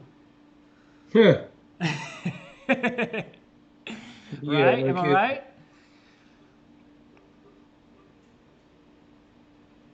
I should go get my filter I got for my new machine. It's like 2 feet long. I mean, it's freaking huge. All thing I could think about was like, man, I wasn't expecting this, and she wasn't ready. Mike said always give her a clean spindle. Oh yeah, buddy. Here you go. For when Dave, when you come and pick up that F-18, just bend over and grab your toes, man. I got some extra pads, don't worry. Ow. Ow. I mean, you never know, man. He'd probably be like, do it again, do it again. Ain't no telling what you're going to get with Dave. Damn.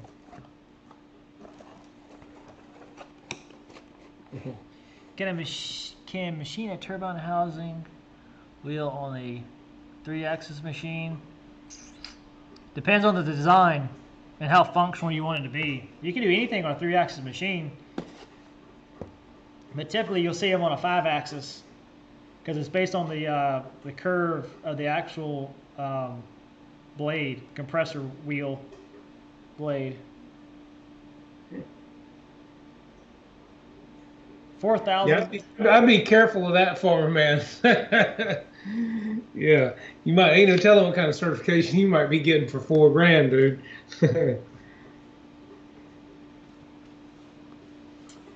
Eric, yes, you can turn ailerons into flaps, or like flap. It won't be flaperons.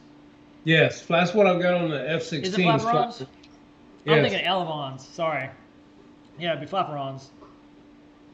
And then if you've got like your F-14, and you've got the wing swept, you can do telerons, which your elevator becomes almost like ailerons on that plane as well for giving you, left and right when you sweep the wing back. Back. Let's see. What would be your next RC plane? I've been thinking about getting. I've always been thinking about getting the Pitts, yes. But the UMX MiG. So I really love that fighter jets. I'm not really a civilian flight guy, but that Longitude is pretty cool. And to Josh, do I always put lube on it before you stick it? Yes, I just spit on it. Yeah, and as far as Mike's asking, what's the next plane? Well, I don't know. I mean, I like that T-33, Mike. I'm not gonna lie. Especially since I saw Ryan fly it, I actually like it better than the F-16. I kind of like that 64 millimeter A-10. I mean, even though it's smaller, right. I'm kind of digging it. I don't really know. I'm just kind of watching. I mean, I've got the SU I've got to get up and flying, and I've got the AL-37 I've got to get up and flying. So that's 2 right there. So, yeah, so many planes, so little time, as they say. Mm-hmm. Yeah, for around here, Dave, you can get your pilot license around 10. You can get as low as 7. But I don't know if it's really like one of those things where it's you get what you pay for. Because some people just love to teach, and so they just do it as like a lower rate to get, say, more people in. But, you know, we got Blue Line Aviation, which was started by a cop, Raleigh PD, and they're typically on the high side, but they're a flight school. So you have a lot of overhead, so that increases the your price. Yeah, well, I mean, like I say, my friend Bill that I went up flying in his what is it, Cessna with. He teaches. He flies private jets for people as well, and you know, he's a certified flight instructor. And I mean, you know, I wouldn't mind flying some. I fly with him, and I get to fly for free. So I mean, you know, I won't ever have the private license, I'm sure, because again, you get the private license, and you know, then you got a whole nother series of expense, from renting an airplane to fuel to moving forward in your licensing, such as, you know, flying more than one person, flying, you know, different sets. Plus you've also got to have your physicals and things like that. So yeah, as long as I can go out with him and fly his plane, I'm good. You know. Oh yeah, and he was the guy that had the F4 and the Viper out that day I was up at your field. Yeah, flying with that's you. Bill. And he's also a certified clinical psychologist, so you can, you know, talk about your problems and fly at the same time. Oh really? Yeah, really. Yeah, Sawyer, the F-16 has flaperons. I also think it has leading edge slats too, or like at least leading edge spoilers. I think that may be better terminology for it. Kind of like the F-18. Well, you know, the real F-86 actually had slats that would come out as well. Right. Now, the 80 millimeter free wing does not have those, but the real F-86 actually had the slats that would come out forward and then go back in with speed. Right. I wish they put them on the free wing. That would have been killer. But now the Goshawk, this one up here, does have the leading edge slats. That is I do remember that of yours. Because that was a really cool feature to see. I mean, up close. I hadn't seen one. That's a sweet jet, man. I'm telling you. Oh yeah, it is. T5 is sweet, bud. Oh yeah, but are they still called slats on the front? Because like the leading edge of the plane, they'll be able to push them down to give you more lift at a slower speed. I don't know, because the slat seems like they actually come out and retract. The same thing happens, like I don't think the A6 Intruder does it as well, maybe. But I don't know if that's the correct terminology in that. Not sure, but I've always called them wing slats when I put them out. Be like Dave and Ryan. What was it? Stabilizer versus what? Ventral fins. Ventral fins. There you go. Yeah. Uh-huh. George Watt said, I'm not sure what they're called, but they do extend. Yes, and the T-45 has air brakes just like the MiG right here has as well, which is pretty cool feature, man. It's just the T-45 is just a beautiful, beautiful airplane, guys. I mean, for none of you have ever seen it in person, the light up cockpit, the wing slats, the air brakes, the gear on it. Yeah, it's just it's a beautiful airplane, man. I mean, it's sexy. It's just sexy. It's what we call it at the field. So, but you know, it's one of those planes, man, that has a lot of gremlins. I mean, you never know from flight to flight if all the gear are going to work properly. There's a guy on YouTube. He's a great pilot for a T-45. His name is Chris Callahan. I really like watching his stuff. If you guys haven't seen him, check him out. He flies out in the highlands, I think out in, where's that at? The Utah, Nevada area. But where he flies, the background is beautiful. But he flies the T-45 a lot. And, yeah, I mean, he's had some gremlins in the landing gear just like I've had. So, who knows why they don't always work and deploy like they should. So there's always a lot of stress factor when you're flying this jet because of the gear. I mean, and you shouldn't have to worry about a jet that's this nice. You shouldn't have to worry about the gear malfunctioning, whether they're going to come out or not, every time you fly it. And so, you know, every time I fly this jet, I do a gear check before I fly it, and they can work fine, but you can get in flight, and sometimes one won't come down and one will, so you got to cycle them. Wow. Yeah. So that's one thing. Todd Breida was actually talking about that on his page a couple of weeks ago when he did a video with the T-45, and I said, you know, Todd, this is a great jet. It's beautiful. You need to talk to Alpha or somebody at Motion, and they need to work this out with this jet because it's one of the nicest, most scaled jet to me that Motion RC puts out, man.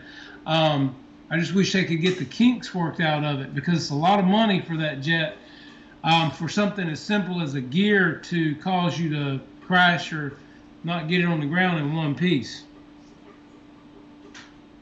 Yeah, that's like, I've always liked that plane just because of the mere fact of the features it has in it, but it was also too is how well it can handle grass. Like,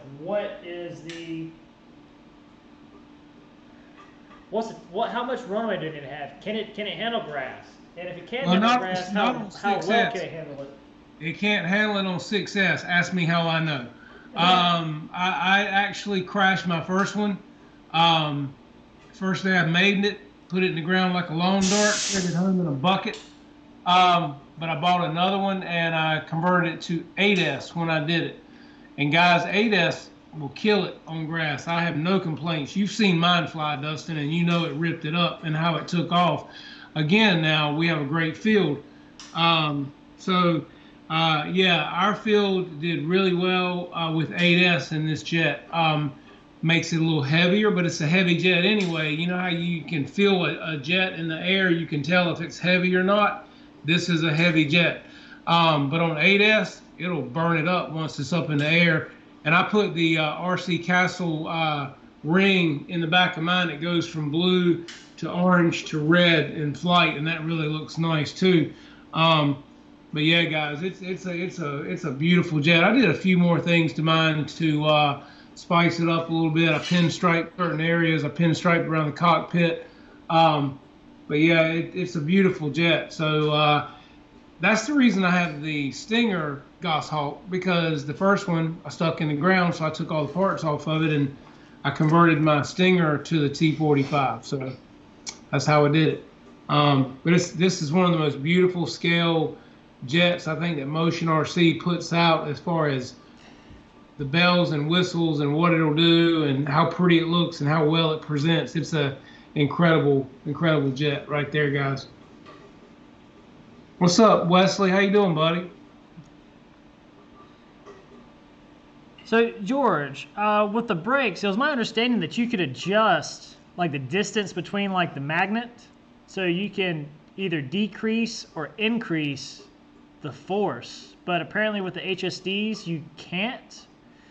So you had to make that space bigger by using a Dremel just to remove material from the magnet. Is that correct?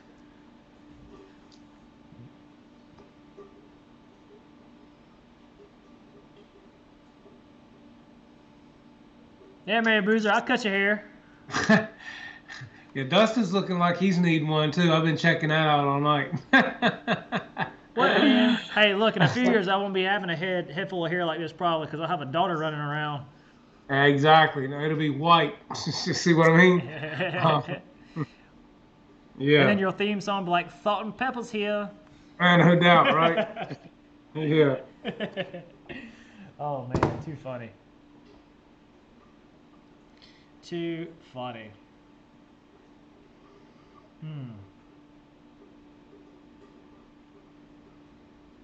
What time we got? What time we looking like? 10:23. Oh, wow, man. It's already been 2 hours. Holy wow. Yeah. Time flies when you're having fun. G code up a haircut. Yeah, man. Just come in. Come on in here and sit in my CNC machine. You're going to get a little wet. That's it. That's true, Dave. Not Come everybody on, has Jeff's Dave. hair. Dave, you got hair, man. Come on. I mean, Wait, he does? I mean, I thought he did. I mean, every time I see him, he's got a hat on, but I've always thought he did. I mean, my God, with all that facial hair, how can you not have hair? I don't understand. I got you. I got hair, you, Dave. George. Thank you for that. Hey, Dave, I can't grow facial hair, man. So only place I can grow facial hair is like right here. So hey, man, props to you.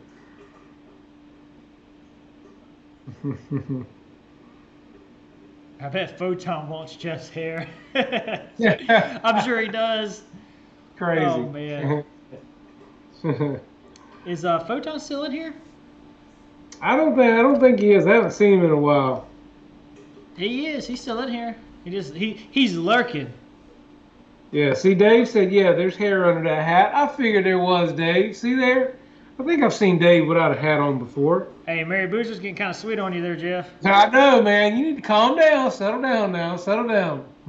Like he's getting wet. Look, sounds like you know you either get a diaper on or go have a sit on a damn towel. Damn. Oh man, that's too funny.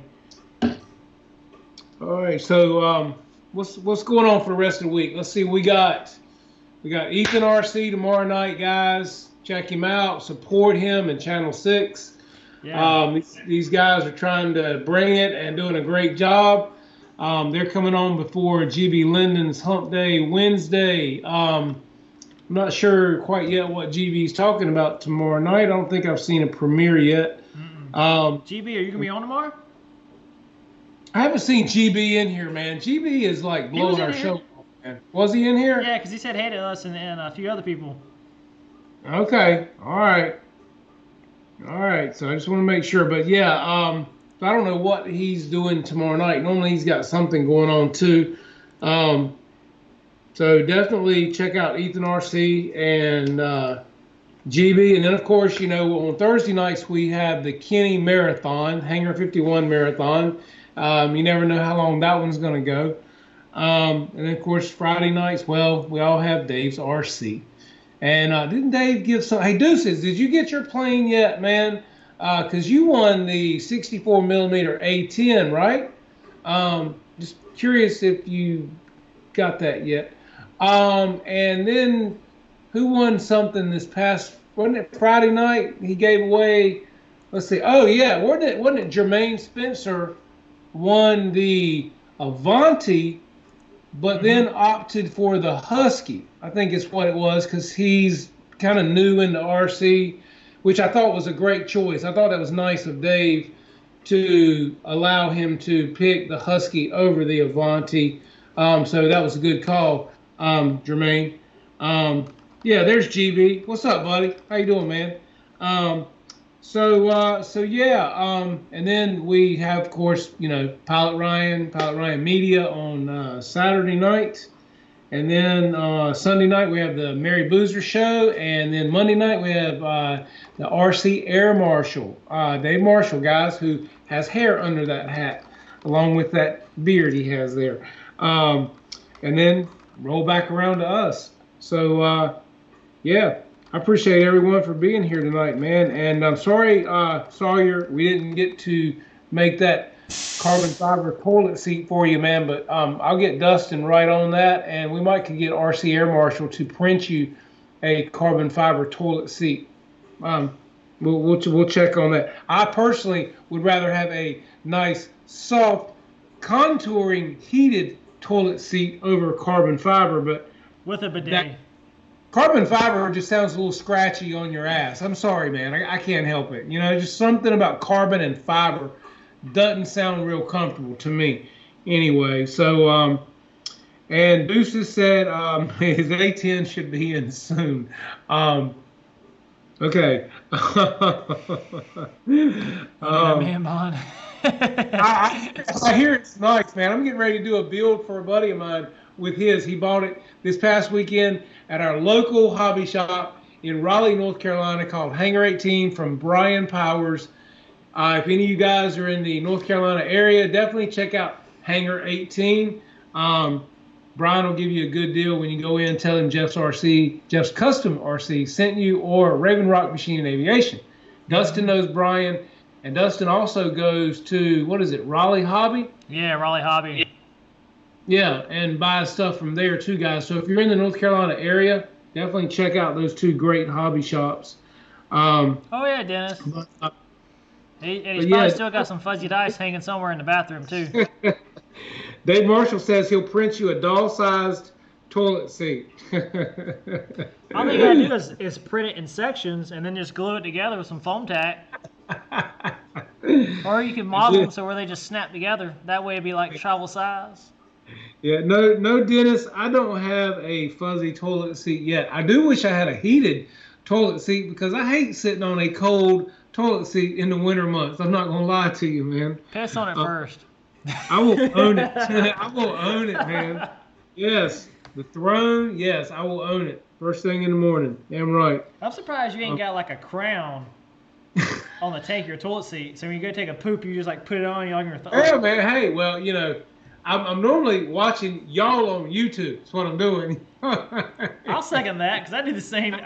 Exactly, man. You got to be. Hey, look. We don't read the newspaper on the toilet no more. You look at YouTube, man. That's what you do. Dude, Catch up on Instagram. You remember the days, like before, I mean, you had magazine, yeah, but you're like, man, I looked at that Sears catalog in the lingerie section, the toy section, like 4 times. Like, I know what that girl on page 46 looks like. So you go and you grab your mom and dad's, like, shampoo and start reading the damn ingredients. What the hell is isopropyl hydrochloride? That sounds like some bad stuff. That's the stuff that burns. Man. It's like, that's the stuff that gets my butt crack and makes my crack burn. Yeah, that's the stuff that will set you on fire. Oh, man. Damn. That's too funny.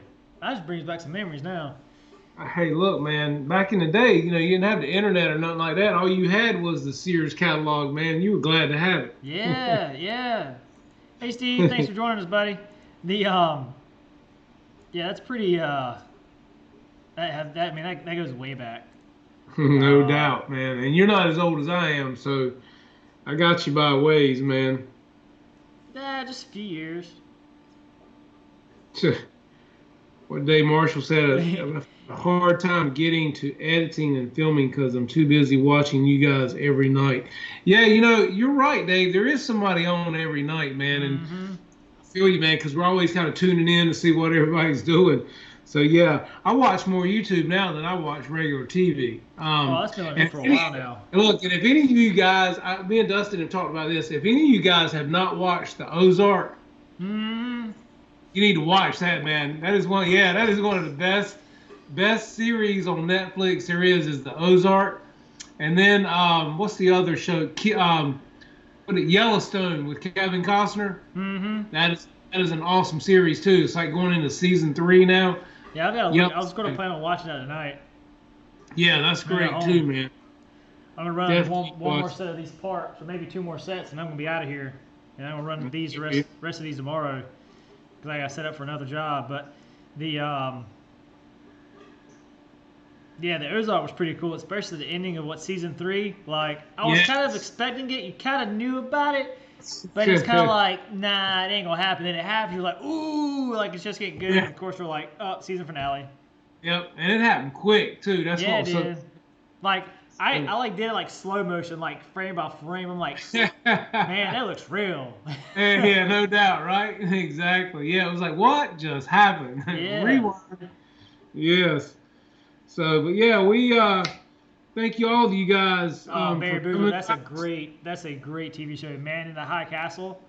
Yes. If you haven't seen it, and if you're in World War II, that's kind of like the Nazis found, not to give it away, but Nazis found like a time warp, so they're able to go in and basically win the war. So the Nazis, the Germans are on the East Coast, Japanese are on the West Coast. And then the Rocky Mountains, like in Colorado, is like the United States. And it's very twisted and it's very good. Plus, the lead actor, she ain't bad looking either. I might have to check that out. I hadn't seen that one. Yeah, that's on Amazon. I don't know if they're going to do a season 4 or the next season will be 4 or 5. But Man, I hope so. I hope so. That sounds good. Cool. All right, man. Well, That's so what you thinking, man? It is 10:34. Ready to chill, ready to break, and let these guys have their evening. We still got 30 in here, man. I appreciate all you guys coming out tonight. Please hit that thumbs up, guys. This is Dustin's channel. We're doing this on tonight, so definitely hit that thumbs up, guys. So his channel gets all the credit for this, and all you guys coming out and checking him out. If you haven't subscribed, please do subscribe to Raven Rock Machine and Aviation, and hit the like button. You want to hit all, guys, so you get all the notification when Dustin's putting up videos for his machining or flying or anything for that matter. Definitely turn on your notifications. So I would greatly appreciate that. Sorry, the air just purged. That was you, man. What are you talking about? I'm guessing. Yeah, guys, just make sure if you're new here, please like and subscribe to my channel as well as Jeff's channel, Jeff Customs RC. Next week will be on Jeff's channel, and I was going to try to do a special announcement tonight, but I didn't have time, so we'll probably get that sorted out and do that next week. So be sure to tune in there. Again, guys, thank you so much. Be safe, be kind to each other, keep your planes right side up and in one piece. And thanks for coming by, and I hope you guys enjoyed the whole machining kind of 101 class. I was trying to just go off what Dave had put in, since that was kind of fresh in everybody's head right now. And plus, I've got to run parts, so. Yeah, and these guys are awesome at what they do. I mean, between Dave, between Dustin, Josh Weaver, my wife, I mean, all you guys, kudos to you. You guys are awesome at what you do, and like I said, it takes a lot of work and brain power, man, to build these files and do what you guys are doing. So, great work, keep it up, and hey, keep us entertained and bring new stuff all the time, man. Absolutely. Awesome, guys. Thanks, everybody, for joining. Have a nice one. And have a great rest of your week. And we'll see you over at Ethan's RC and then GB Linden's later. Tomorrow night. See you.